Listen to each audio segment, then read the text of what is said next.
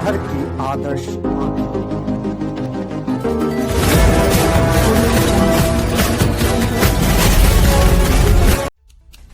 IN I news में आप सभी दर्शकों का हार्दिक स्वागत है। 11 दिसंबर 2023 को पूर्णिया विकास भवन के सभागार में जिला शिक्षा विभाग द्वारा आयोजित सरकारी विद्यालयों का आधारभूत संरचना को मजबूत करने हेतु जनप्रतिनिधि को बुलाया गया।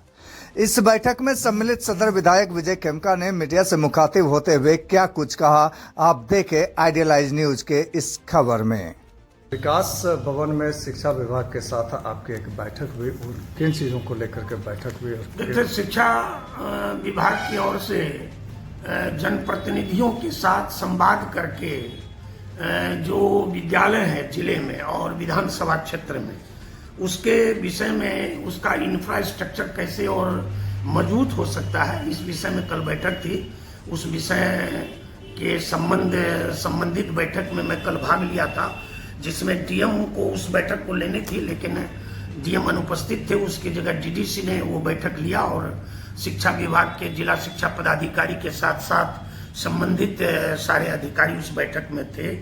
और उस बैठक में हमने रखने का काम किया कि जो पूर्णिया जिला में विद्यालय है, सरकार की गलत नीतियों के कारण शिक्षा के क्षेत्र में जो वर्तमान में सरकार है, महागठबंधन की सरकार, जिसके मुखिया नीतीश कुमार है, मुख्यमंत्री उप मुख्यमंत्री तेजस्वी जी हैं, इनका शिक्षा के प्रति कोई लगाव नहीं है। ये सिर्फ घोषणा की सरकार है। और इसके जो शिक्षा मंत्री हैं वो तो स्वयं अनर्गल बयान करते रहते हैं, शिक्षा से अलग हट करके ऐसा बयान करते हैं कि बिहार की जनता जानती है कि कोई अशिक्षित शिक्षा मंत्री बन गया है, जो कि शिक्षा के क्षेत्र में वेद पुराण अध्यात्म का बहुत बड़ा महत्व है, रामायण महाभारत का बहुत बड़ा महत्व है, श्रीमद् भागवत और गीता का बहुत बड़ा महत्व है। उसकी भावना से वो खेलते रहते हैं और सनातन का अपमान, रामायण का अपमान, ऐसे शिक्षा मंत्री शिक्षा से ध्यान जनता का हटा करके विवादित बयान दे करके और अपनी योग्यता का प्रदर्शन करते रहते हैं। वहां पर शिक्षा का विकास कैसे होगा? आज पूरे बिहार में और पूर्णिया जिला में आधे से ज्यादा विद्यालय जो हैं, वो विद्यालय को मकान नहीं है, भवन नहीं है। अगर भवन है तो वो जीर्ण शीर्ण भवन है, कब गिर जाएगा कहना मुश्किल है। शौचालय की भारी कमी है, पीने का पानी नहीं है, विद्यालय में सड़क जो जानी चाहिए वो नहीं है। विद्यालय का इंफ्रास्ट्रक्चर कैसे मजबूत होगा जब तक कि एक कार्य योजना उसकी नहीं बनेगी? जो शिक्षा विभाग है वो उदासीन है, निष्क्रिय रहता है, स्थानीय प्रतिनिधियों से उनका कोई संपर्क नहीं होता है। कोई नया भवन अगर जनप्रतिनिधियों की अनुशंसा से बनता है तो जो उसका इंजीनियरिंग सेल है उसकी कोई जानकारी नहीं देता है। तो भ्रष्टाचार शिक्षा विभाग में भी पूर्णतः फैला हुआ है। वैसे बिहार में ब्लॉक से लेकर के कोई ऐसा स्थान नहीं है जहां बिना पैसा दिए काम जनता का होता हो। और शिक्षा विभाग की भी वही हालत है। शिक्षक जो है अपनी कोई मांग करते हैं तो इस सरकार से उसको जो है डंडा मिलता है। कोई भी बिहार में चाहे सेविका हो, सहायिका हो, चाहे जो हमारे रसोइया हो, कोई भी इस तरह की मांग करते हैं कि भाई हमारी कठिनाई को सुनिए, हमारी मांग को सुनिए, तो उनको प्रतिकार में उनको डंडा मिलता है, डांट मिलती है। तो इस तरीके से सिर्फ एक शिक्षा विभाग के प्रति एक बैठक करके मैं कहूँगा ये सिर्फ औपचारिकता पूरी करनी है। फिर भी बैठक में मैंने जो पूर्णिया विधानसभा सहित पूरे पूर्णिया जिला के प्राथमिक स्कूल, मध्य विद्यालय और जो उत्क्रमित हैं, उच्च विद्यालय हैं, उनकी जो स्थिति है उसको हमने बताने का काम किया है।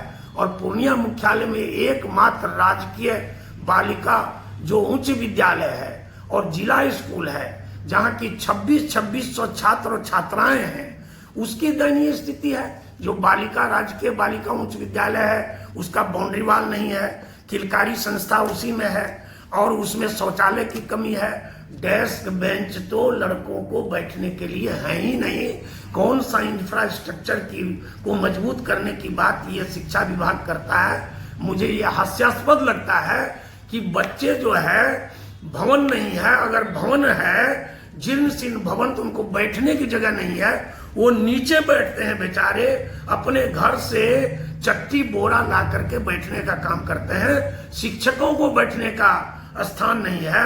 और हम अपने विधायक कोष से अभी 50 विद्यालयों में जो है टेबल डेस्क बेंच देने का काम किए हैं। कॉलेज में कुछ विद्यालयों में हमने शौचालय देने का काम किया है, भवन देने का काम किया है, और विद्यार्थियों को प्रयोगशाला का उपयोग करने के लिए हमने कॉलेज और +2 के जो स्कूल हैं उसको देने का काम किया है। तो उसकी भी स्वीकृति जो विभाग से होना चाहिए ताकि उसकी आपूर्ति हो सके, तो संबंधित विभाग के यहाँ वो पेंडिंग पड़ा हुआ है। तो किस स्थिति में, किस परिस्थिति में आप इंफ्रास्ट्रक्चर मजबूत कीजिएगा। लेकिन हमने उसको रखा है और प्रशासन से और विभाग से अपेक्षा है कि जो कमियां हैं टेबल बेंच की, भवन की, शौचालय की, रोशनी की, पेयजल की, वो शीघ्र विभाग उस पर संज्ञान ले और जिला पदाधिकारी पूर्णिया की उस पर संज्ञान ले।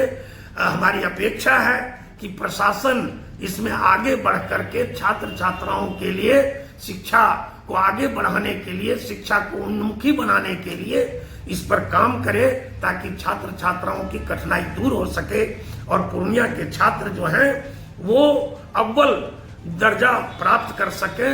मेधावी हमारे यहाँ के छात्र हैं और खेल का क्षेत्र में भी हमारे यहाँ के छात्र अच्छे हैं। तो खेल के मैदान को भी आधुनिक करे, जो स्कूलों में कॉलेजों में खेल का मैदान है, इसी विषय को हमने रखने का काम किया है। और जो शिक्षा विभाग में भ्रष्टाचार है जो है, उस भ्रष्टाचार की ओर सरकार ध्यान दे ताकि जो है विद्यालय की एक अच्छी व्यवस्था हो सके। वैसे देश के प्रधानमंत्री ने तो नई शिक्षा नीति लाने का काम किया है, बिहार ने अभी उस पर काम शुरू नहीं किया है। नई शिक्षा नीति आने से देश में शिक्षा का और विकास होगा, शिक्षा के क्षेत्र में और हम आगे बढ़ेंगे। और जो है हमारा देश जो है वो तो ज्ञान की धरती रहा है, हम शिक्षा के क्षेत्र में सबसे आगे रहे हैं। और बिहार जो है, बिहार ने तो एक संदेश दिया है और बिहार में ही बुरी हालत शिक्षा विभाग की है, इस सरकार की है, और शिक्षा मंत्री की तो बात ही क्या कहनी। फिर भी हमने बैठक में सारी बातों को विस्तार से रखने का काम किया है। पूर्णिया विधानसभा में जितने भी विद्यालय हैं, प्राथमिक, मध्य, उच्च, उत्क्रमित और जो हमारे कॉलेज हैं, जो अंगीभूत कॉलेज हैं, जो एफिलेटेड कॉलेज हैं, उनका भी इस इंफ्रास्ट्रक्चर मजबूत हो, आधारभूत संरचना उनकी शीघ्र मजबूत हो, इस विषय को हमने रखने का काम किया है।